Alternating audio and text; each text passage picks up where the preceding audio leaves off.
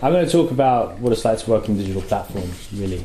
I'll talk about organising in that way as well, and some of that will be restructured. But I feel like it'll be more interesting to talk about what it's like to work when an algorithm's your boss, because that's kind of seems to be the sort of what we're at here. So my name's Jim. I'm an organiser with the IWGB. I work for Deliveroo as a courier and have done for about a year now. And what's IWGB? The IWGB is a union which is the Independent Workers Union of Great Britain, and it's really small, but they represent us as Deliveroo riders. They represent the Uber drivers that are also organising for workers' rights in there. So it's self-employed people? No, IWGB represents full employees. Some of them are couriers, some of them are cleaners. They tend to represent people that weren't represented by other unions, basically, or who were misrepresented by them. Yeah. So I work for Deliveroo. I have them for about a year, and maybe it would be good to start off with just like how the work goes, because I don't have any interaction with my manager, right? So I have an app that I use to do the job. I sign onto the app when I want. It sends me an order. When an order comes up, I receive the order. It tells me to go to a restaurant. The whole time I'm swiping, yes, I accept the order. So I go to the restaurant. I pick up the food. I tell the app that I've picked up the food. Then it sends me to a customer. It gives me the customer's address. And then I deliver the food to the customer, and I mark that as delivered as well. And the whole workings of the job from start to finish basically happen without any interpersonal interactions, apart from when I go into a restaurant or see a customer. So one of the things I think is important about this kind of work is the fact that we're monitored all the time. Because the app's on our phone, because everyone has to have a phone to work, Deliveroo always know where we are. And so even though there's no manager at work, we're constantly being surveilled, because they need to know if we really have delivered an order, if we really have picked it up from a restaurant, and they track us the entire time. And it's useful for us to think about this by using the concept of what a researcher who's helped the IWGB a lot, who's called Jamie Woodcock, calls the digital panopticon. Because this thing, even though it's quite a friendly looking app, is constantly analysing the way that we work, and it measures us according to certain standards, and those standards affect how we are assigned jobs. And that's important because a lot of us work on a piece rate. So the fewer jobs you do, the less you earn. When I first started, they sent us bi-weekly service delivery standard assessments, where they'd send you like a criterion list, and they'd say, you accepted 54 orders out of 70, for example. That means you're not reaching this service level criterion. You only accepted 74% of orders rather than 99% or whatever. And so they constantly were telling you that they were watching you and they expected more of you. And they also explicitly said that the way that you achieved or didn't achieve those service delivery assessments would affect how much work you got, whether they let you go on holiday, whether they prioritize you for shifts or whatever it is. The second thing I think is important to think about when we're working with an app is the way that the app is designed, because the interface is what we use, how we interact with our management, right? And it offers you certain things and it doesn't offer you certain things. So when I signed up for Deliveroo, you could only accept an order. You couldn't say, no, I don't want to do the order. And this is important because obviously we're meant to be our own bosses.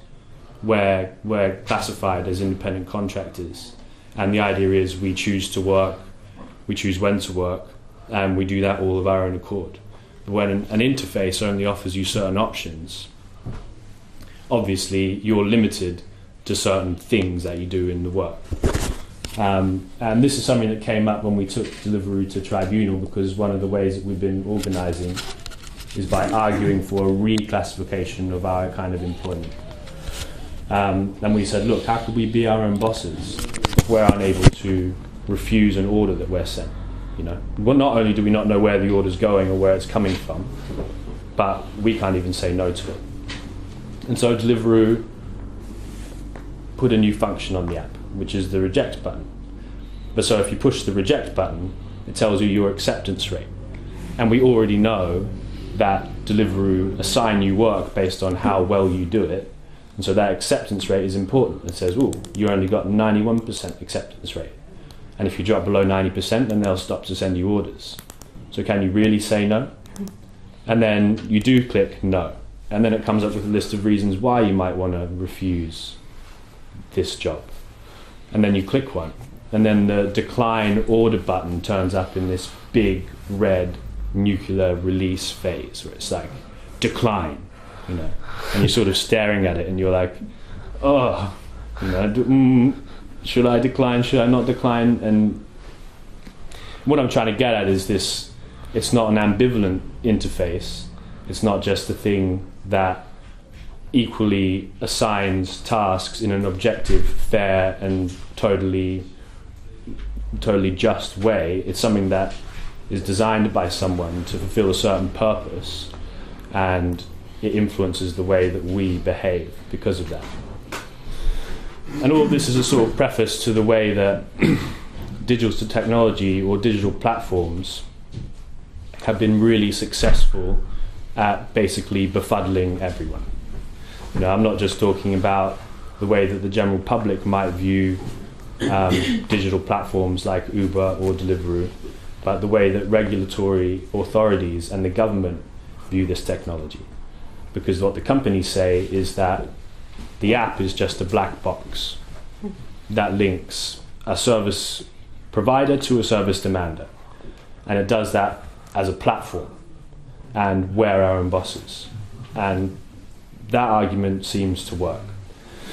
We've had to take Deliveroo to tribunal. The people who work for Uber have done the same. And we're arguing the same point.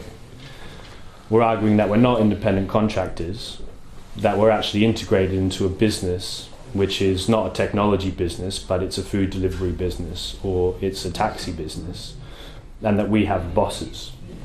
And we have to fight to argue this point, because even that sort of idea of a digital platform organizing us totally befuddles all kind of reasonable understanding of the way that the work happens, right?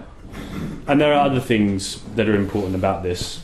Not only does it confuse authorities, but it puts us at a distance from management. So when I got unassigned I got deactivated one time. I came back from that holiday, and I didn't have any shifts. And so when you don't have shifts, there are two different systems, which I don't want to get into, but one of them is a piece rate and one of them is a shift system, right? And when you don't have shifts, if you sign into work, they'll let you do the work, but they won't pay you for it. So I got back from holiday, I didn't have any shifts, and so I couldn't sign on. And the only way you can actually speak to someone who can give you the shifts back is by emailing.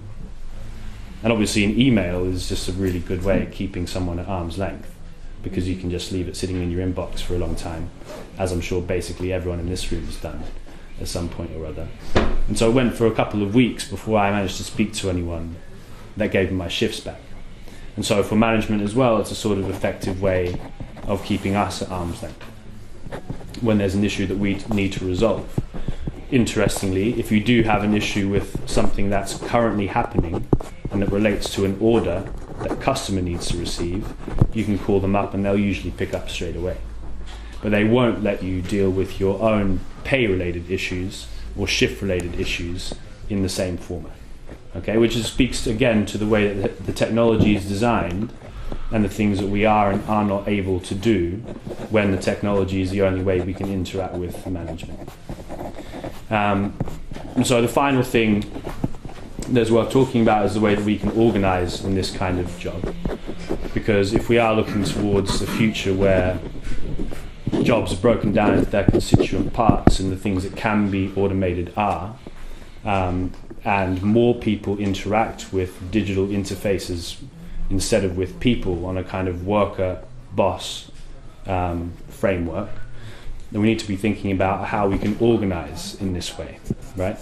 And with Deliveroo, it's been very effective for us to take advantage of the fact that although management can track us and they know where we are all the time, we're quite sure that they're not got our microphones on and they're not listening to us, right? So we can talk when we're in the workplace and there's no jobs and we're angry about the fact that there are no jobs, or when there's a unilateral change of contract which affects how we're paid, for example, that as independent contractors we don't have any say in. We can organise, and that's led to 2 wildcat strikes. The first one in London, which got a lot of media publicity. That was organised basically through face-to-face contact in a fairly old-school way, also on WhatsApp groups, because every zone has its own WhatsApp group, which is started by workers.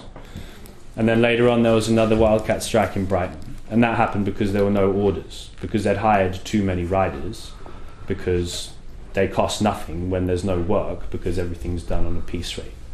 But these riders all of a sudden were all hanging out in the same place, and it turned out they were all pissed off because there was no work and they weren't getting any money. And it's a very different way of organising when you can sit there in the workplace, albeit public space, and talk about your qualms with your boss and the way that you want to resolve them. And you can do that in a much more free and open way when you're not literally being watched by your boss or manager. So in the UK, we've been able to turn that to our advantage. And the kind of movement of organising with Deliveroo has spread across Europe, in France, Italy and Germany, amongst other places. And I'm sure the organisation of workers in those places has happened in basically exactly the same way. That's me. Okay.